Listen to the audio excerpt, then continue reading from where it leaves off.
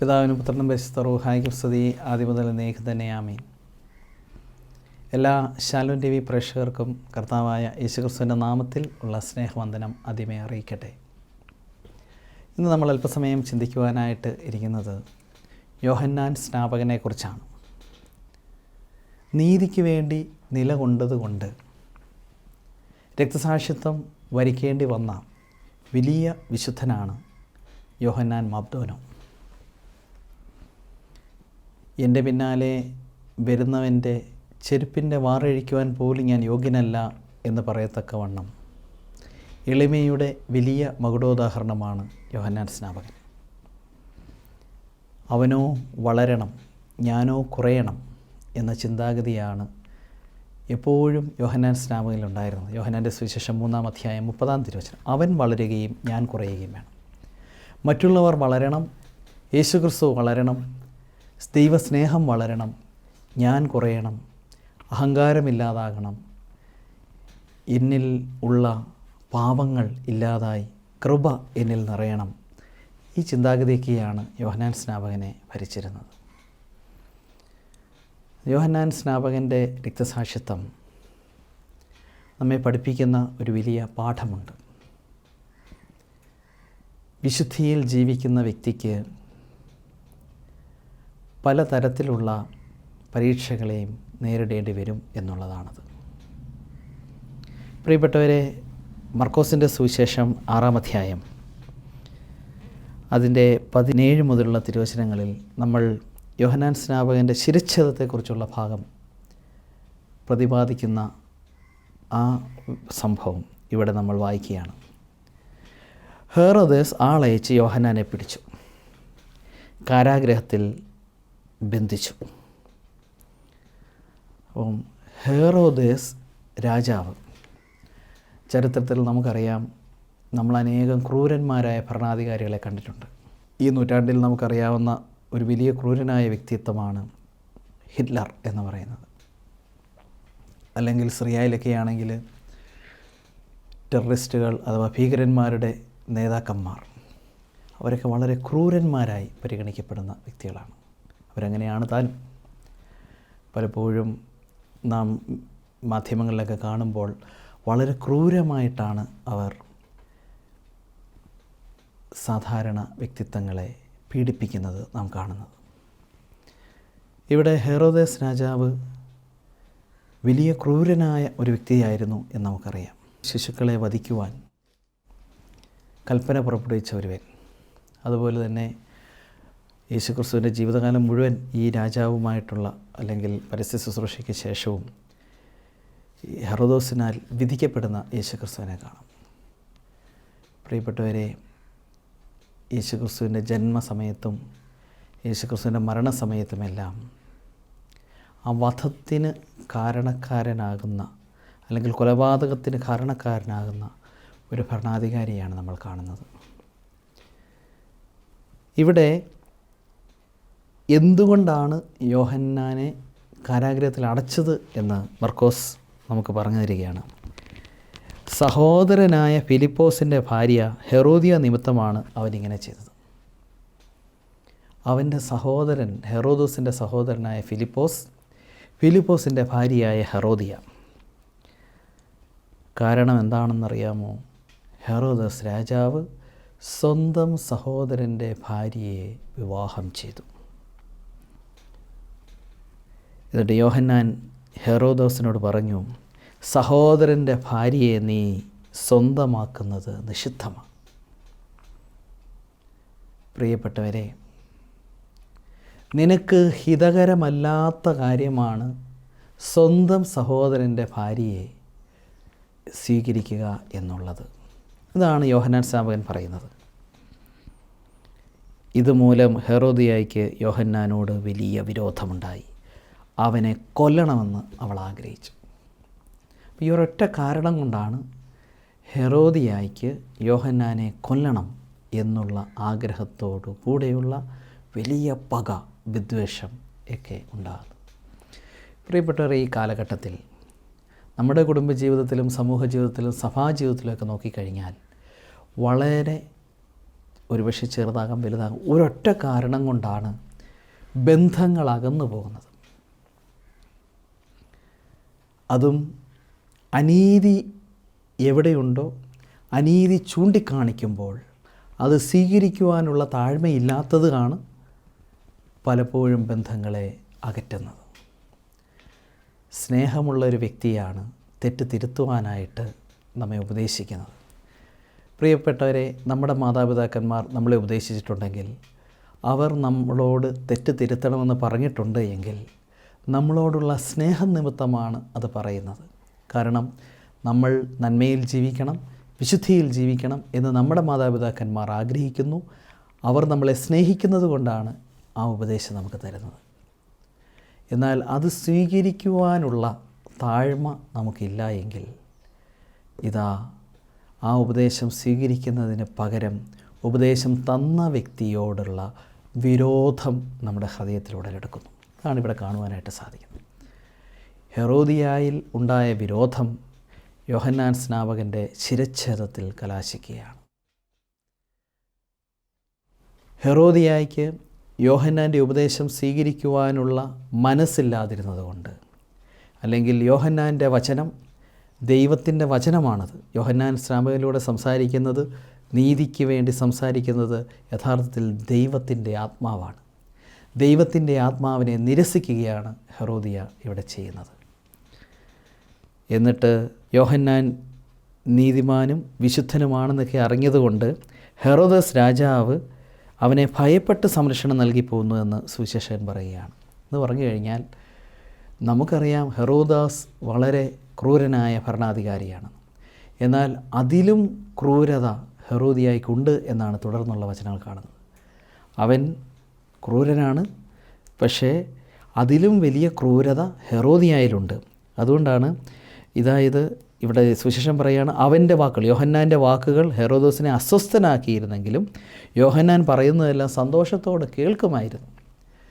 യോഹന്നാൻ പറയുന്നത്, നീ വിശുദ്ധിയിൽ ജീവിക്കണം, നീ നന്മയാണ് ചെയ്യേണ്ടത്, നീ ചെയ്യുന്നത് നിഷിദ്ധമായ കാര്യമാണ്, വിഹിതമല്ലാത്ത കാര്യമാണ് നീ ചെയ്യുന്നത് എന്നാണ് യോഹന്നാൻ പറയുന്നത്. ഇത് ഹെറോദോസിനെ അസ്വസ്ഥപ്പെടുത്തുന്നുണ്ട്.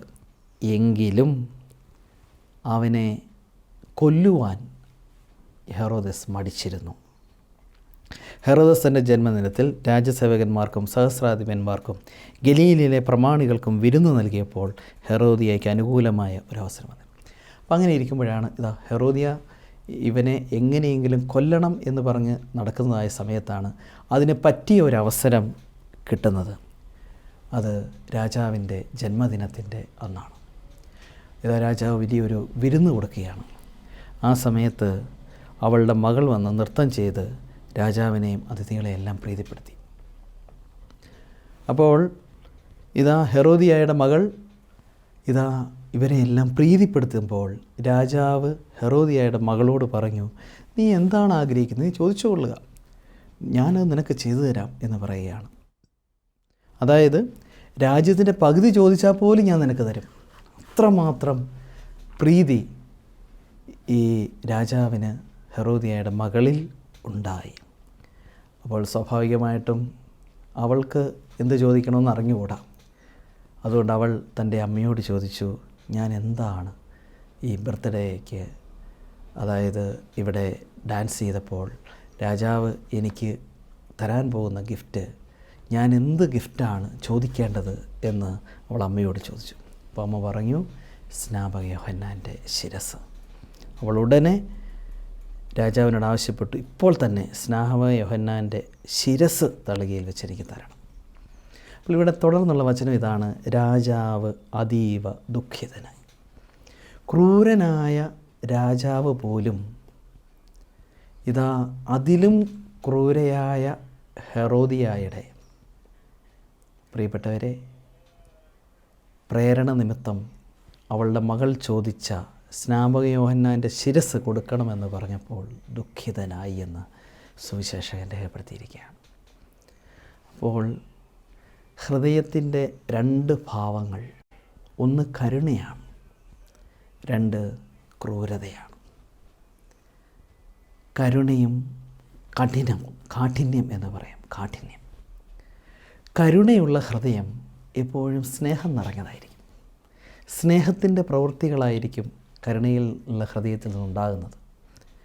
കഠിനമായ ഹൃദയം സ്നേഹം വറ്റി വരേണ്ടതാണ്. സ്നേഹം വറ്റി വരേണ്ട ഹൃദയത്തിൽ ക്രൂരത മുളയ്ക്കുന്നു. ഇതാണിവിടെ ഹെറോദോസ് രാജാവിൻ്റെയും ഹെറോദിയ രാജ്ഞിയുടെയും ജീവിതത്തിൽ നാം കാണുന്നത്. യോഹന്നാൻ സ്നാപകൻ ഒരു കാര്യമേ പറഞ്ഞുള്ളൂ: നിനക്ക് നിഷിദ്ധമായ കാര്യം നീ ചെയ്യരുത്, നിനക്ക് വിഹിതമല്ലാത്ത കാര്യം നീ ചെയ്യരുത് എന്ന് പറഞ്ഞാൽ അവിഹിതമായ ബന്ധം നീ ഉപേക്ഷിക്കണം. വിഹിതമല്ലാത്ത അവിഹിതമായ ഈ ബന്ധം നീ ഉപേക്ഷിക്കണം. അത് യോഹന്നാൻ സ്നാപകൻ തൻ്റെ കരുണയുള്ള ഹൃദയത്തിൽ നിന്ന് സ്നേഹത്തോടുകൂടി പറഞ്ഞതാണ്. എന്നാൽ ഹെറോദിയായുടെ അഥവാ രാജാവിൻ്റെ ഹൃദയങ്ങൾ കഠിനമായതുകൊണ്ട് ദൈവാത്മാവ് പറഞ്ഞ കാര്യങ്ങൾ സ്വീകരിക്കുവാനായിട്ട് ഇവർക്ക് സാധിച്ചില്ല. പ്രിയപ്പെട്ടവരെ, ദൈവത്തിൻ്റെ ആത്മാവ് നിങ്ങളോടും എന്നോടും ഓരോ നിമിഷവും സംസാരിച്ചു കൊണ്ടാണ് ഇരിക്കുന്നത്. മറ്റുള്ള വ്യക്തികൾ വഴി, ദൈവത്തിൻ്റെ വചനങ്ങൾ വഴി, ഉപദേശങ്ങൾ വഴി അനേക തരത്തിൽ പരിശുദ്ധാത്മാവ് നമ്മളോട് സംസാരിച്ചു കൊണ്ടിരിക്കുന്നു.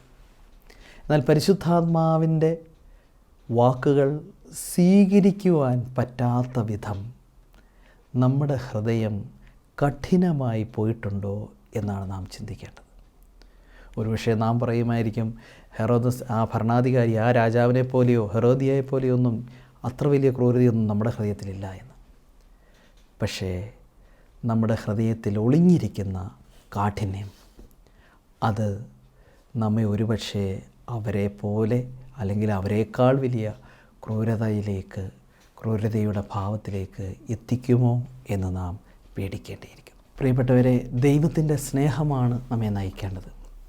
ദൈവത്തിൻ്റെ സ്നേഹമാണ് ഭീതി അകറ്റുന്നത്. ദൈവത്തിലുള്ള വിശ്വാസമാണ് നമുക്ക് ധൈര്യം നൽകുന്നത്, ആത്മധൈര്യം പകരുന്നത്. അങ്ങനെയെങ്കിൽ ഹൃദയത്തിൻ്റെ ഭാവം നമ്മുടെ എന്താണ്? യോഹന്നാൻ സ്നാപകൻ്റെ ഭാവം കരുണയായിരുന്നു. എങ്കിലും അവൻ അനീതിക്കെതിരെ ശബ്ദിച്ചു. അവിഹിതത്തിനെതിരെ, അവിഹിതമായ ബന്ധം ഉപേക്ഷിക്കണമെന്ന് കർശനമായി പറഞ്ഞു. അത് അവനിലുള്ള കരുണ നിറഞ്ഞ് അവനിലുള്ള നീതി, അല്ലെങ്കിൽ അവൻ്റെ കരുണയാണ് അവൻ ആത്മധൈര്യം നൽകിയത്. പ്രിയപ്പെട്ടവരെ, ഹെറോദിയായുടെ ഹൃദയം കഠിനമായിരുന്നതുകൊണ്ട് അവൾക്ക് പരിശുദ്ധാത്മാവാണ് യോഹന്നാനിലൂടെ സംസാരിച്ചതെന്ന് സ്വീകരിക്കുവാൻ സാധിച്ചില്ല എന്ന് മാത്രമല്ല, അവളുടെ ഹൃദയം കൂടുതൽ കഠിനമായി ക്രൂരതയുടെ സ്വഭാവം ഏറ്റെടുത്ത് ഇതാ യോഹന്നാനെ കൊല്ലുവാനുള്ള വഴി ആലോചിച്ച് ആ പാതയിലൂടെ നീങ്ങി യോഹന്നാൻ്റെ രക്തസാക്ഷിത്വം അഥവാ ശിരച്ഛേദത്തിലേക്ക് നയിക്കത്തക്ക വിധം അവളുടെ മനോഭാവം ക്രൂരമായി തീർന്നു. പ്രിയപ്പെട്ടവരെ, കരുണയുടെ മനോഭാവവും ക്രൂരതയുടെ മനോഭാവവും എല്ലാ മനുഷ്യരിലും ഉണ്ട്. ദൈവം സ്നേഹമാണ്. യേശുക്രിസ്തുവിൻ്റെ ഭാവം കരുണയാണ്. യേശുക്രിസ്തുവിൻ്റെ സ്വഭാവം സ്നേഹമാണ്. സ്നേഹിക്കാനല്ലാതെ ഒന്നും യേശുക്രിസ്തുവിനെ അറിയുകയില്ല. നമ്മുടെ പാപങ്ങൾ ക്ഷമിക്കുവാനായി നോക്കിയിരിക്കുകയാണ് കർത്താവ്. എന്നാൽ പിശാചാകട്ടെ ഹൃദയം കഠിനമാക്കുവാൻ പരിശ്രമിച്ചുകൊണ്ടിരിക്കും. പിശാചിൻ്റെ ഭാവം കാഠിന്യമാണ്. പിശാചിൻ്റെ സ്വഭാവം ക്രൂരതയാണ്. അതുകൊണ്ട് പ്രിയപ്പെട്ടവരെ, നമ്മുടെ അനുദിന ജീവിതത്തിൽ നിങ്ങളും ഞാനും കണ്ടുമുട്ടുന്ന വ്യക്തികളിലേക്ക് യേശുക്രിസ്തുവിൻ്റെ സ്വഭാവം, കരുണയുടെ സ്വഭാവം പകർന്നു കൊടുക്കുവാൻ നമുക്ക് സാധിക്കുന്നുണ്ടോ? ഉണ്ടെങ്കിൽ തീർച്ചയായും നമ്മൾ യേശുക്രിസ്തുവിൻ്റെ യഥാർത്ഥ സാക്ഷ്യം വഹിക്കുന്ന ദൈവമക്കളാണ്. അല്ലെങ്കിലോ നമ്മളൊരിക്കലും ദൈവത്തിൻ്റെ മക്കൾ എന്ന് വിളിക്കപ്പെടുവാൻ ഒരുപക്ഷെ വിളിക്കപ്പെട്ടേക്കാം. ബാഹ്യമായി ദൈവമക്കളെന്ന് വിളിക്കപ്പെടുന്നെങ്കിലും ആന്തരികമായി നമ്മളൊരിക്കലും ദൈവത്തിൻ്റെ മക്കളുടെ സ്വാതന്ത്ര്യം അനുഭവിക്കുവാൻ സാധിക്കാത്ത വ്യക്തികളായി മാറും. അതുകൊണ്ട് കരുണ, കാഠിന്യം ഇത് രണ്ടും നമ്മുടെ ഉള്ളിൽ നമ്മൾ അതിനെക്കുറിച്ച് ചിന്തിക്കണമെന്ന് പരിശുദ്ധനായ പൗലോസ്ലീഹ പറയുകയാണ്. റോമർക്ക് എഴുതിയ ലേഖനം 11-ാം അധ്യായത്തിൽ പരിശുദ്ധനായ പൗലോസ്ലീഹ പറഞ്ഞു, ദൈവത്തിൻ്റെ കാരുണ്യവും കാഠിന്യവും നിൻ്റെ ശ്രദ്ധയിലിരിക്കട്ടെ. ദൈവത്തിനൊരു കാരുണ്യമുണ്ട്, അതുപോലെ തന്നെ കാഠിന്യമുണ്ട് എന്ന് പൗലോസ്ലീഹ പറയുകയാണ്. വീണവനോട് കാഠിന്യം, കൃപയിൽ നിലനിന്നാൽ നിന്നോട് കാരുണ്യവും കാണിക്കും. കർത്താവ് പറയുകയാണ്, നമ്മുടെ ഹൃദയത്തിൽ അഹങ്കാരമുണ്ടെങ്കിൽ, ഹൃദയത്തിലെ നമ്മളറിയാതെ കിടക്കുന്ന അഹങ്കാരമാണ് ഹൃദയ കാഠിന്യത്തിലേക്ക് നമ്മളെ നയിക്കുന്നത്. എന്നാൽ നമ്മുടെ ഹൃദയത്തിൽ അല്ലെങ്കിൽ നമ്മുടെ ആത്മാവിലുള്ള താഴ്മ അഥവാ എളിമയാണ് കരുണയിൽ ഹൃദയ കാരുണ്യത്തിലേക്ക് നയിക്കുന്നത്. അതുകൊണ്ടാണ് കർത്താവ് പറഞ്ഞു, ഞാൻ കാരുണ്യമുള്ളവനാണ്, ഞാൻ ശാന്തശീലനാണ്, ഞാൻ വിനീത ഹൃദയനാണ്. മത്തായിയുടെ സുവിശേഷം 11-ാം അധ്യായം 29-ാം തിരുവചനം. മത്തായിയുടെ സുവിശേഷം 11-ാം അധ്യായം 28-ഉം 29-ഉം തിരുവചനങ്ങളിൽ, അധ്വാനിക്കുന്നവരും ഭാരം ചുമക്കുന്ന ഏവരുമേ എൻ്റെ അടുക്കൽ വരുവീൻ, ഞാൻ നിങ്ങളെ ആശ്വസിപ്പിക്കുന്നു. ഞാൻ ശാന്തശീലനും വിനീത ഹൃദയനുമാകിയാൽ എൻ്റെ നുകം വഹിക്കുകയും എന്നിൽ നിന്ന് പഠിക്കുകയും ചെയ്യും. നാം പഠിക്കേണ്ടത് മറ്റാരിലും നിന്നല്ല, യേശുക്രിസ്തുവിൽ നിന്നാണ് നാം പഠിക്കേണ്ടത്. നാം പഠിക്കേണ്ടത് കരുണയുടെ ഭാവം, യേശുക്രിസ്തുവിൽ നിറഞ്ഞു നിന്ന കരുണയുടെ ഭാവമാണ് നമ്മൾ പഠിക്കേണ്ടത്. അപ്പോൾ നിങ്ങൾക്ക് ആശ്വാസം ലഭിക്കും. അവൻ കരുണയുള്ളവനാണ്, അവൻ നമ്മളോട് കരുണ ചെയ്യും. ഇതുപോലെ നാമും മറ്റുള്ളവരോട് കരുണ കാണിക്കുമ്പോൾ പ്രിയപ്പെട്ടവരെ, അവിടെയാണ് ക്രിസ്തീയ പരിപൂർണത എന്ന് പറയുന്നത്.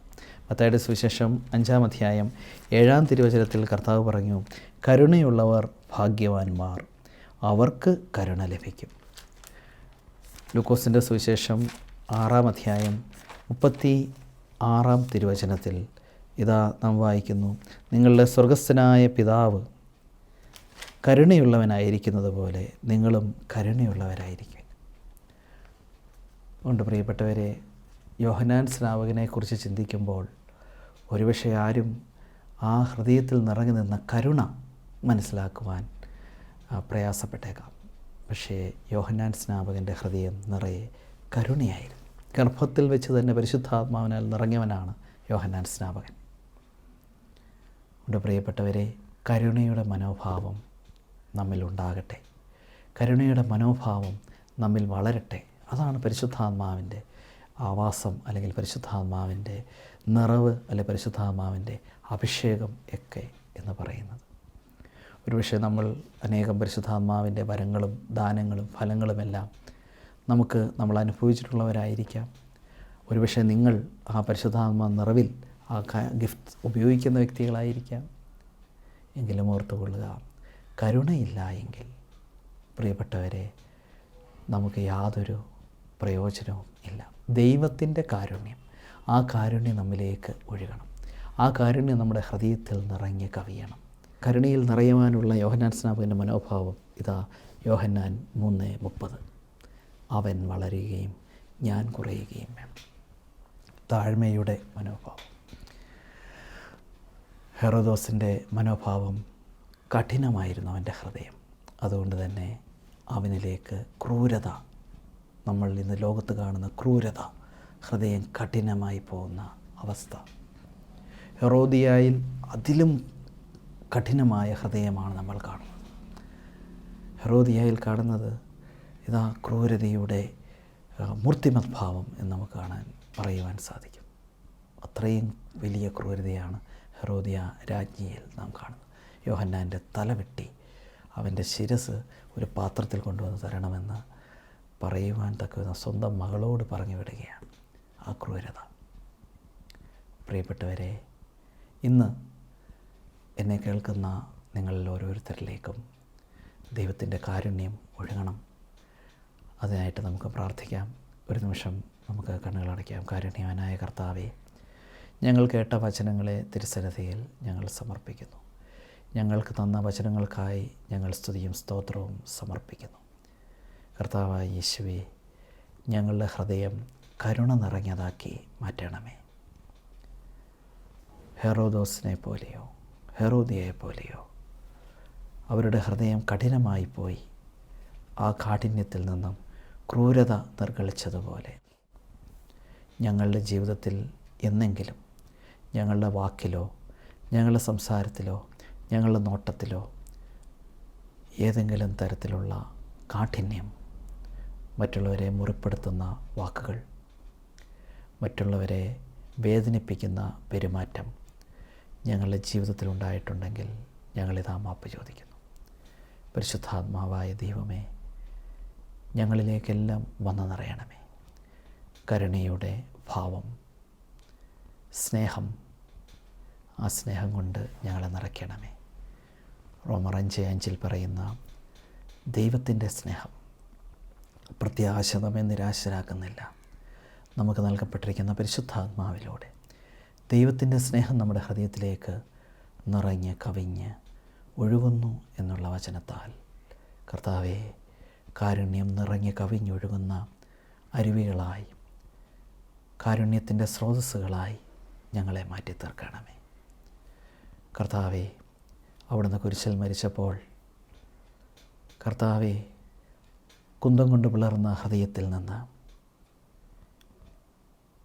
അവിടെ രേഖപ്പെടുത്തിയിരിക്കുന്നു, രക്തവും വെള്ളവും ഒഴുകിയെന്ന്. കരുണയാണല്ലോ ഒഴുകിയത്.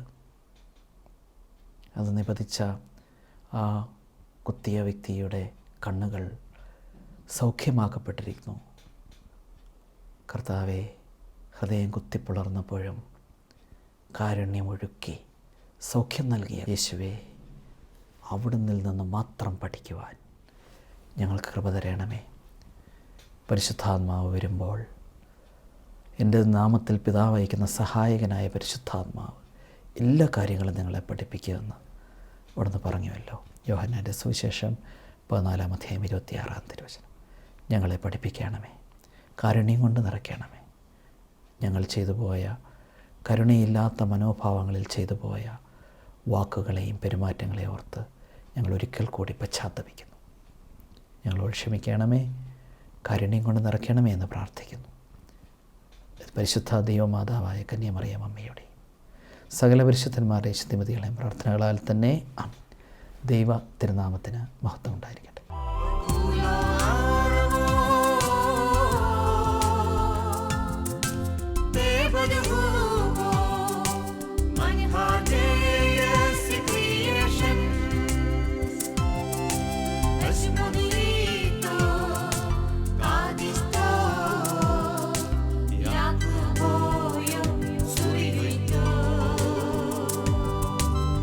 Somebody